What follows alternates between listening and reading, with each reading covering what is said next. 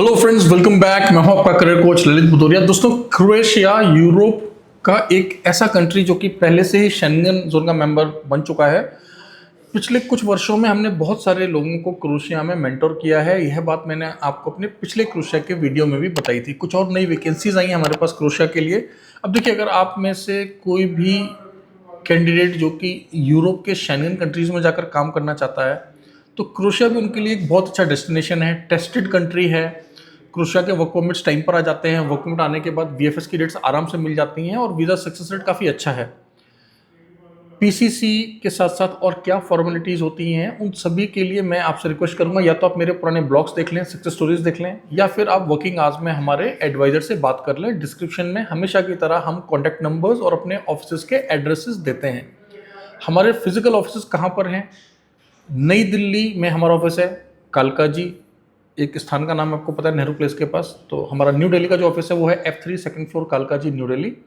और हमारा जो दुबई का ऑफिस है वो बुर्जुमन मेट्रो स्टेशन के पास में है। दोनों ही जगहों पर आप फिजिकली विजिट कर सकते हैं। क्लियर हुआ? तो दोस्तों, क्रोएशिया की कौन सी नई वैकेंसीज आई हैं हमारे पास? देखिए, क्रोएशिया की maintenance, civil construction, skilled workers की बहुत सारी वैकेंसीज पहले भी हमने आपके साथ शेयर की थी। उनको भी मैं इस ब्लॉग के सेकंड हाफ में एक बार फिर से समराइज कर दूंगा आप लोगों के लिए।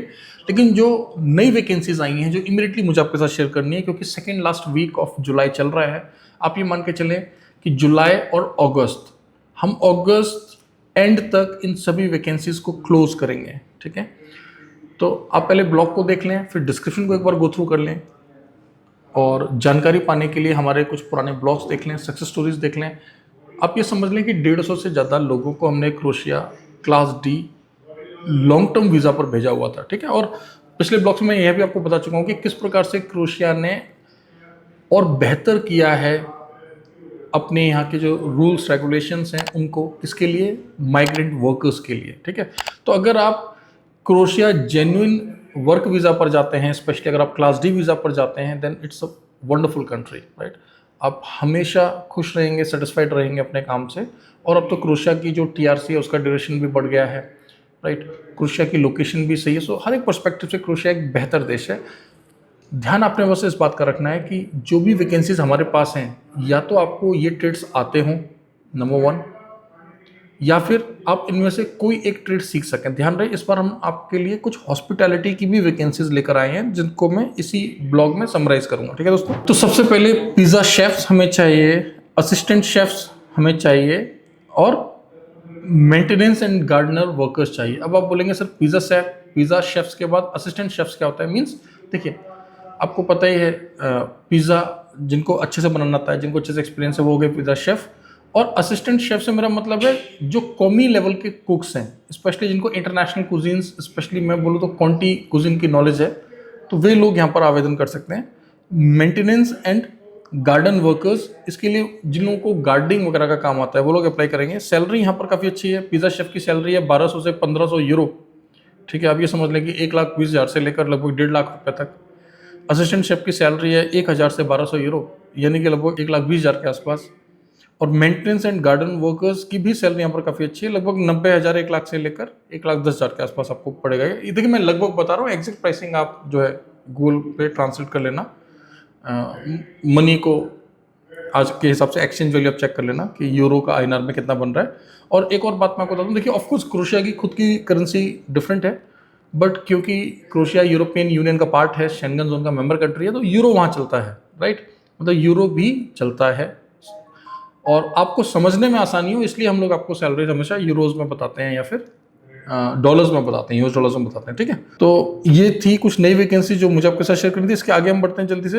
अब देखिए, बाकी की डिटेल्स, कितने नंबर ऑफ आज ड्यूटी है, ये सब कुछ आप लोग डिस्क्रिप्शन में गो थ्रू कर लो। अब पुरानी जो वैकेंसीज है मैं उनको एक बार समराइज कर देता हूँ फिर से आप लोगों के लिए। ट्रक ड्राइवर्स की मैंने आपको वैकेंसीज दी थी। ट्रक ड्राइवर जिसमें क्रेन लगा होता है, ट्रक ड्राइवर्स हमें कॉन्क्रीट वाले ट्रक्स के लिए चाहिए, C+E कैटेगरी के ट्रक ड्राइवर्स चाहिए, जेसीबी ऑपरेटर्स हमें चाहिए, एल्यूमिनियम ट्यूब प्रोडक्शन लाइन के लिए हमें ऑपरेटर चाहिए, CNC operators, offset machine operators हमें चाहिए। इसके अलावा shuttering carpenter, steel fixer, mason, tile mason, gypsum worker, plumber, right.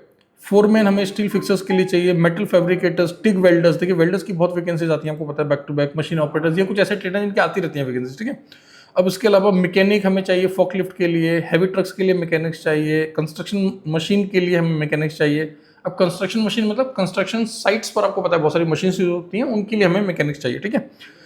Car के इलेक्ट्रिशियंस, कार के लिए डेंटर्स और मैकेनिक्स हमें चाहिए। सैलरीज काफ़ी अच्छी हैं, 900 से लेके 1000 यूरो, 1100 यूरो, 1200 यूरो तक सैलरीज हैं। रहना, ट्रांसपोर्ट, मेडिकल इंश्योरेंस फ्री है।